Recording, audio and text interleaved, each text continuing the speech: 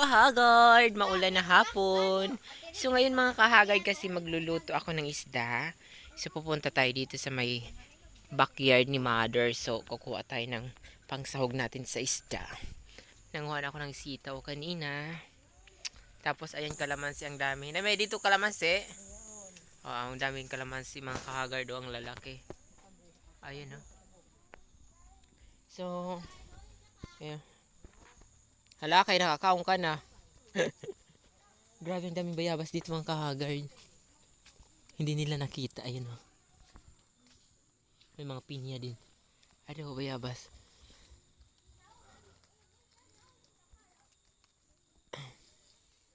Ayan.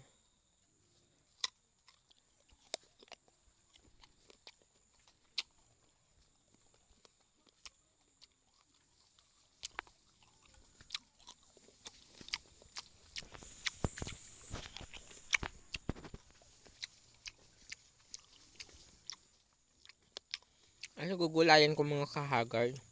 Lagay ko sa aking tinulang isda.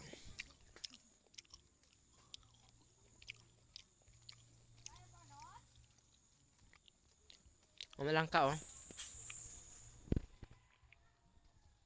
Di pa ang daming pananim dito ni mother.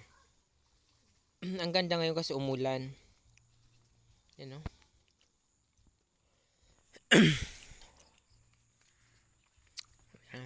Ang daming gabi dito mga kahagard. Bayabas ang dami. Hala damo san hinog sa bayabas. Magluto tayo ng isda.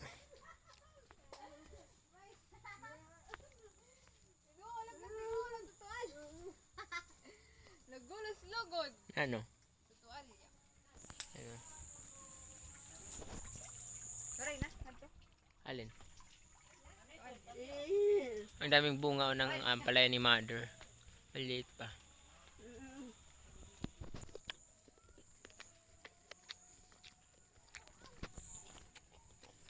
Talong oh.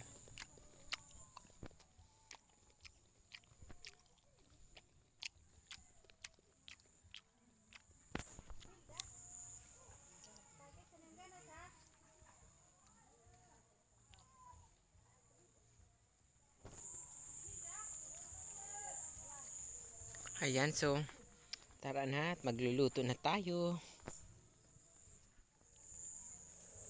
Ayun sa luyot oh. Buti lang sa luyot. Magandang benepisyo sa katawan nito mga kahagard. Ayan, may siling green oh. Maliit pa yung talong so hindi pa natin pwede siyang kunin. Tas ano na ngayon kasi naani na. Nag-harvest na ng talong, sitaw, and kaya wala na siyang masyado. So ngayon, magluto na tayo. Yan o, ang ating lalagay natin sa isda. Yan mga kahagard. Ayan ating niluluto. Aray ka dito. Ito na yung ating nilulutong tinolang isda. Andito tayo sa ating organic kitchen. O diba? Waray ko on. Ano? Bitsin la. Okay, light. Magic sarap. Waray nga nagtad to karabigan ni reportan una. Ako wala dito ang bisita. Ako nga ni ora kadto. Alang wala wan tanuna sige nga to karabigan. Taday! Ora ngadto kan. Taday! Kanlita kuan. Mo tiya na pa di kan panaraman sa matan. Kaya waray na nga nangangaon.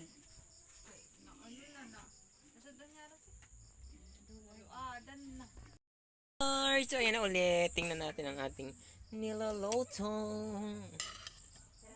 Sharan. So lalagyan na natin siya ng ano, bitchin. Favorite ko tong isda mga kahagard. Ito yung parang tuna. Ang tawag sa amin is baliling. Ayan.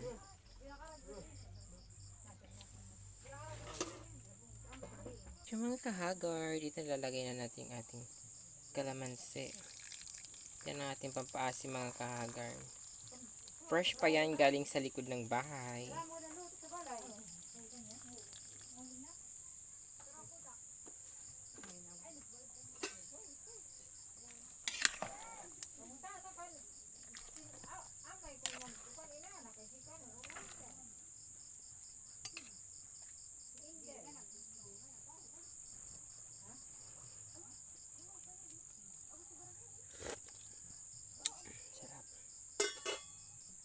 luto na. Ayan, ready to eat na mga kahagard. Thank you for watching. Bye.